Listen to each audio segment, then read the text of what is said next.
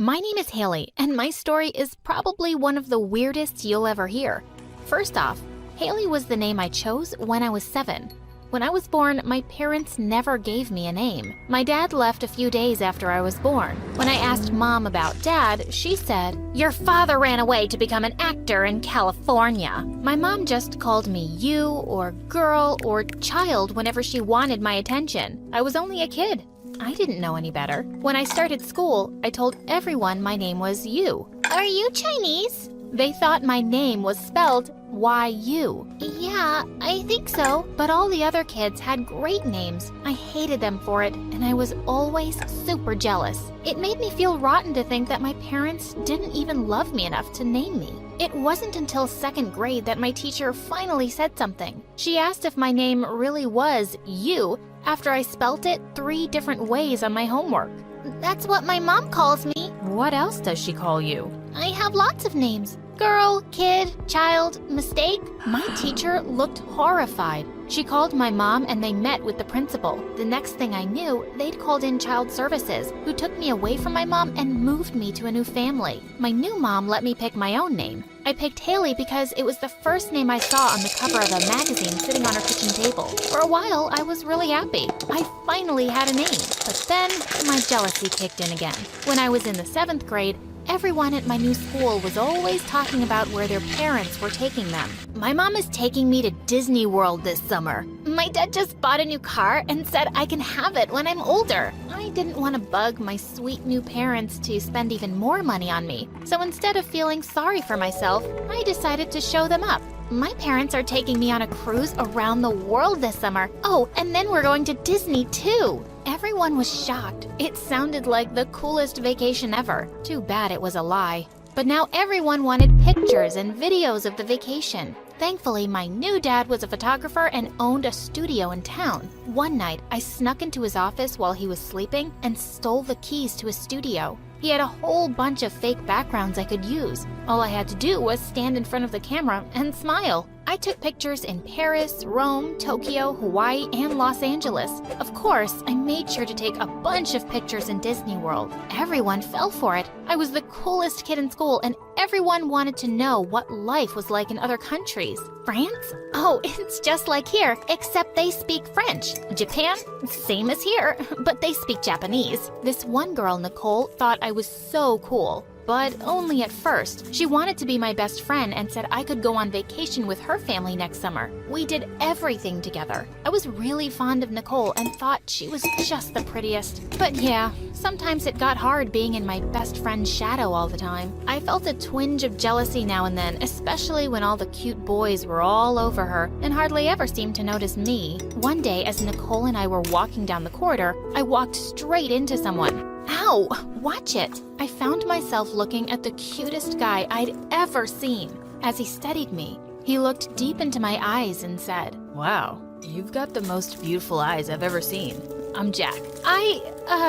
Thank you.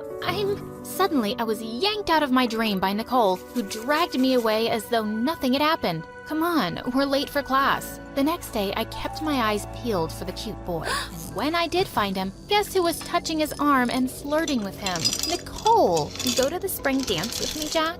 I'd be crazy not to say yes to you. What? Really? That easy? I was furious. Later that day, I confronted Nicole. "You could have let me have this one guy, Nicole. You saw him practically singing a sonnet about my eyes." "Sorry, Haley. I guess he just likes me and my eyes more." I just gaped at her as she walked away. Who does that to their best friend? She was such a witch. I had to make her pay, and I was going to do it at the dance. I put my stepdad's photography studio to good use again. One day, I invited all the girls going to the dance to come and take pictures in their dresses, even Nicole. The next day, I invited all the guys to take pictures in their suits, including Jack. Then, I combined Nicole's picture with a different boy from the baseball team and made it look like they were going to the dance together. I posted the picture on Facebook and all the kids in school saw it. Jack was so pissed he didn't show up to the dance. Thanks a lot. You've ruined my night. Maybe don't steal your best friend's crush next time. The next morning, Nicole told Jack I'd photoshopped the picture and they got back together, but I didn't care anymore. Everyone thought I was cool for standing up to my backstabbing friend. They were also so impressed with my work that they started paying me to retouch their pictures. Money started rolling in, and I became the school's most popular girl. That is, until a Brazilian transfer student showed up. She was gorgeous, and suddenly everyone wanted to be her friend. I started to lose my friends, and that made me feel really upset. One day, I spotted them all stuck to her in the cafeteria, and I walked up to their table. Hey guys, I'm offering a great discount these days. I'll basically retouch everyone's pictures for free. The Brazilian girl turned to me and said, "My friends are all getting makeovers at my mom's salon, so they won't be needing your retouching. Thanks a lot. Maybe you should come by too. You clearly need a lot of work done." Why did all pretty girls think they had some license to be jerks to everyone else? I wanted to get back at her, but I didn't know how. One day, when we were in the locker room, I found the answer to my question. She was on a call with her surgeon. Turns out, she was a complete fake and had gotten her whole face changed. The next day, I leaked the information on Facebook anonymously. Immediately, everyone started making fun of her and stopped being friends with her. But the next day, I found out she was planning to move because of how much everyone was trolling her. She'd even gotten ill. I felt so bad. I hadn't known it'd grow so out of control, so I went and publicly apologized to her. What a foolish thing to do. Everyone at school lost it at me. Suddenly, I was the villain. I knew I deserved it, but I was devastated because after that, high school was pretty lonely. After graduation, I got a job working at a daycare center. On my first day, I met a boy my age named Mark. He'd worked there for a few years and all the kids loved him. They didn't feel the same about me. One kid threw a peanut butter and jelly sandwich at me on my first day and got my hair all gross and sticky. Mark rushed over to hand me a towel and told me to go wash my hair in the sink. They just have to get used to you. Part of me was annoyed that he was so cool, and the other left in a cardboard box. There was a note and an envelope attached to the baby. It read, "Congratulations, you found our baby. Please don't tell her she was abandoned by her parents. If it helps, tell her she at least cost us a fortune. There's $1,500 in the envelope for your troubles and diapers. Thanks. Good luck." How could someone be so heartless? How could I just leave this baby alone with $1,500 attached to her? I took her home and told the story to my step-parents. They were horrified that someone would do that. I didn't tell them about the money though. I kept it hidden in my pocket. But they said they couldn't afford to take care of another child, and if I wanted to keep the baby, I'd have to raise and take care of her. So I became a mom. It was also my responsibility to name the baby. I named her Hope, little baby Hope. Hope was a handful at first, but I got the hang of motherhood pretty quick. I'd take Hope to work with me and she got to play with the other kids. A miracle happened. They started to like me. Raising Hope taught me how to talk to and play with other kids in the daycare. It wasn't just about candy and toys. They just wanted someone to talk to and hang out with. Mark definitely noticed. Looks like you won't be covered in food today, Haley. And you must be Hope. Hi, I'm Mark.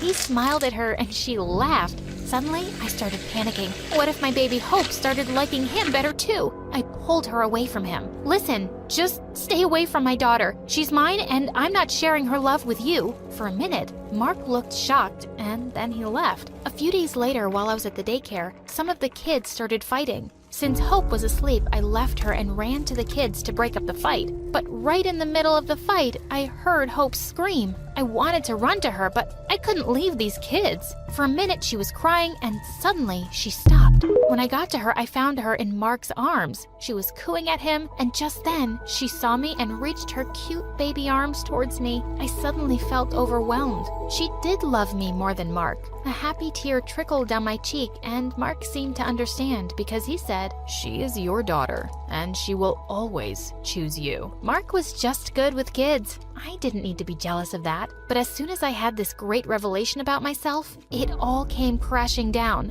One day I got to the daycare to find a rich-looking couple waiting for me. The minute they saw me and Hope, the woman jumped and snatched Hope from me. "My baby, she looks like an angel." "Your baby? Who are you?" Turns out they were Hope's birth parents, and her dad was really rich now, so they wanted her back. At first, I refused, but they took the matter to court, and the court ruled that her birth parents were financially better off and deserved her. I was devastated. As they took my hope away, all I could think was, now that she had everything, she would forget me. But a week later, they all showed up at the daycare again. Hope was crying. I ran to her, and the minute she saw me, she stopped crying and smiled the most adorable smile I had ever seen. They said that Hope wouldn't stop crying, so they figured she was missing me. Looks like you were right. She loves you. I guess that makes sense. Say, would you like to babysit Hope?